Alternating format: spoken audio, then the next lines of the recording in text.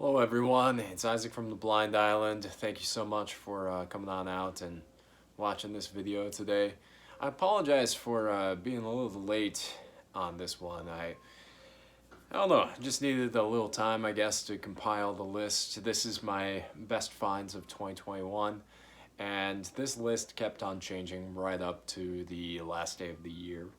And there were a few records that I feel warrant very quick honorable mentions because these records meant a lot to me. They were really, really great, and I am super blessed to have found them.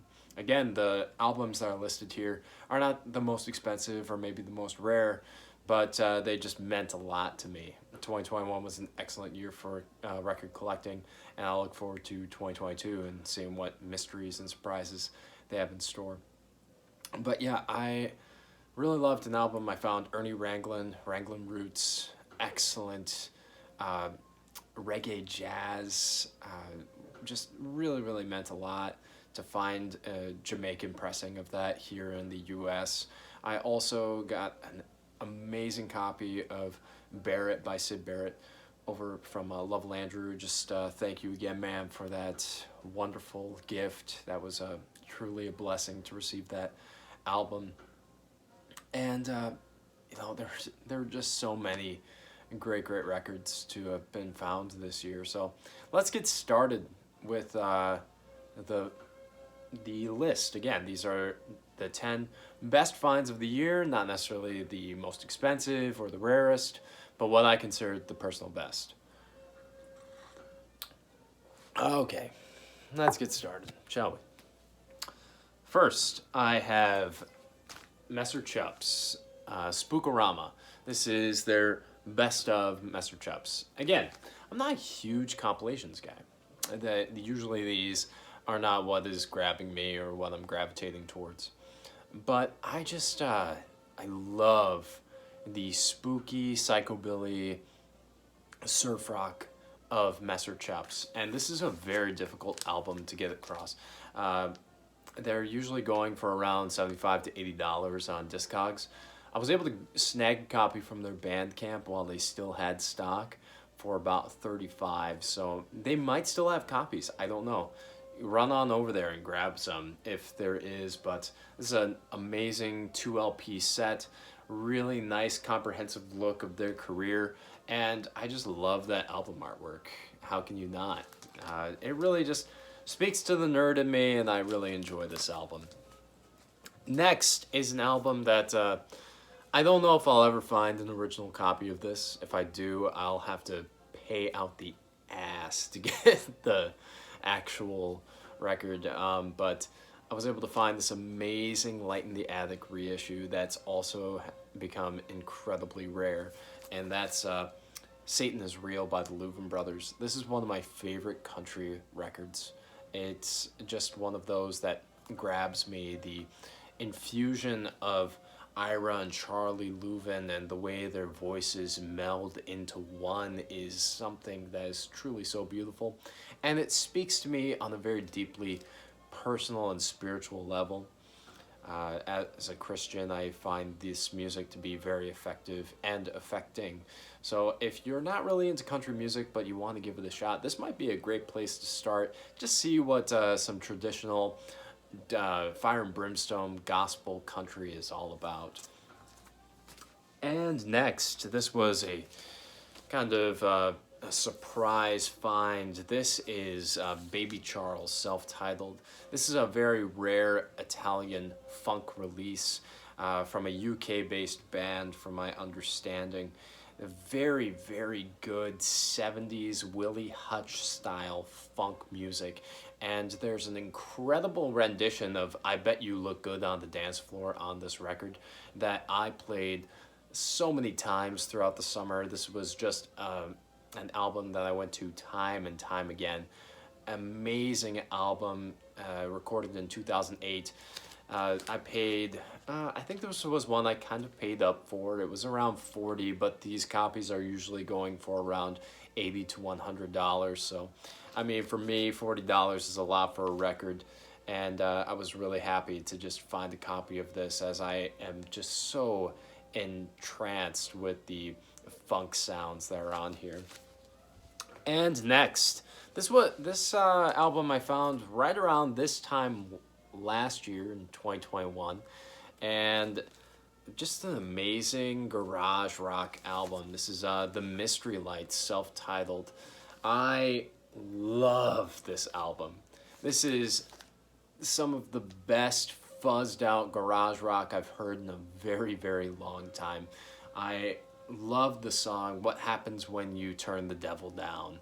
One of my favorite garage rock songs in the past 10 years, and haven't found something so effective as this in a very long time. And this is the rare colored variant. This came pressed on orange vinyl, and it sounds wonderful. I think that if you're really into the White Stripes or that style of music, you're going to find a lot to love here. And the colored variant is going for around $100. But I would say pick up a copy of the original black. You can still get copies for around 18 to 20, and it's definitely worth your time.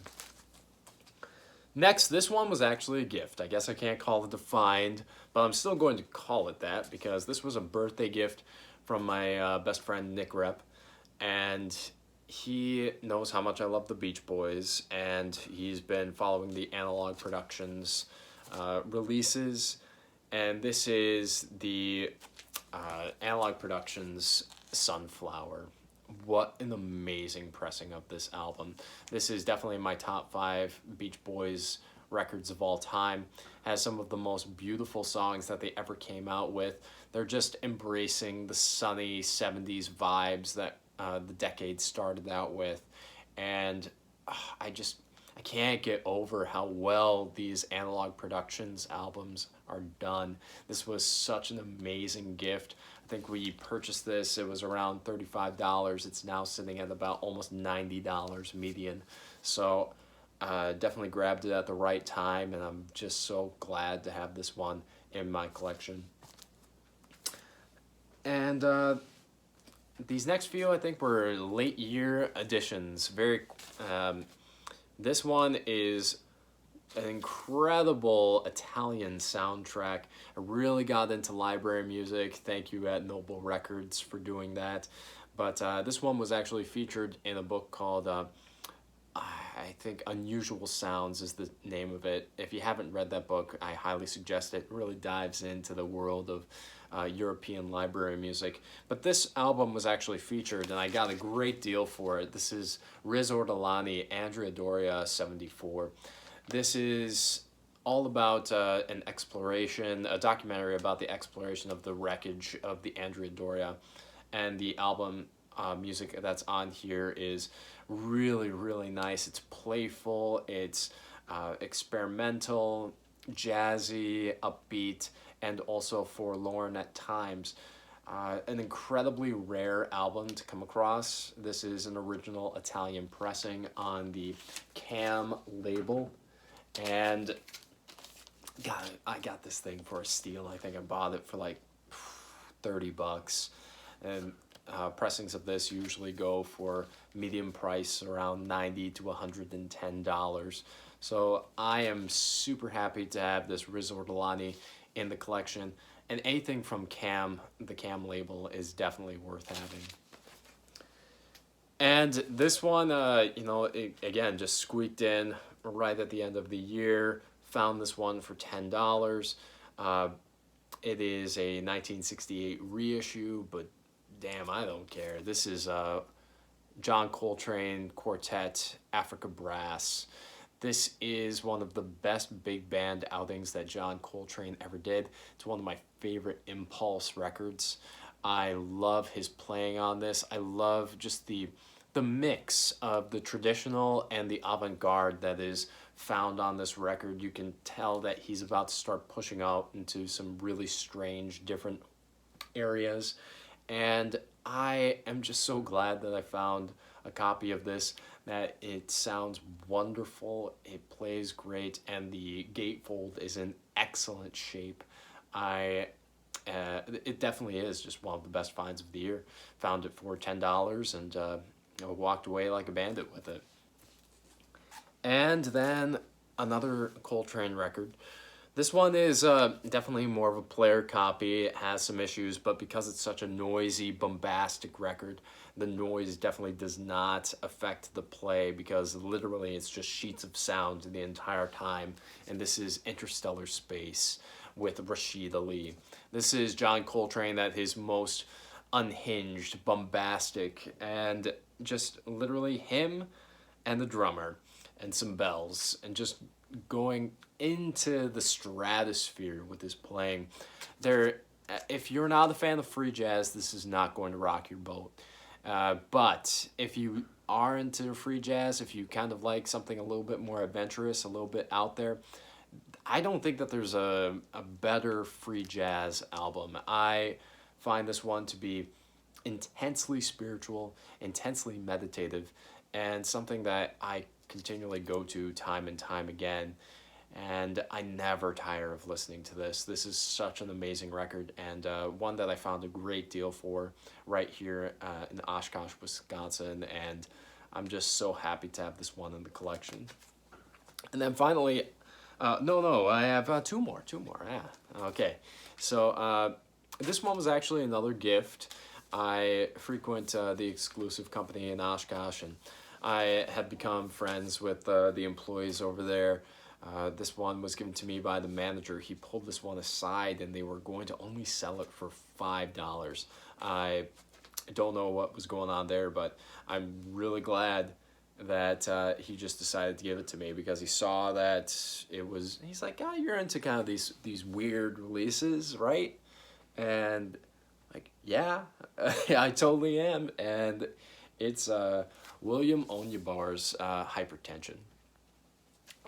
These go for a medium price of about $45 online. It's very rare that you find a copy that isn't completely trashed. This one it's a playable copy. It's definitely playable. It's got some noise, but these original African pressings are very, very, they were flimsy. They weren't made to last, but this is an original African pressing of William Onyebar's Hypertension, and I found it in Wisconsin, and I got it for free, and I can't even believe that it's in my hands. It's one of the coolest records in this collection, and the fact that it was given to me as a gift from somebody that I respect deeply over at the exclusive company just brings even more joy to this record. So, an amazing album, an amazing find.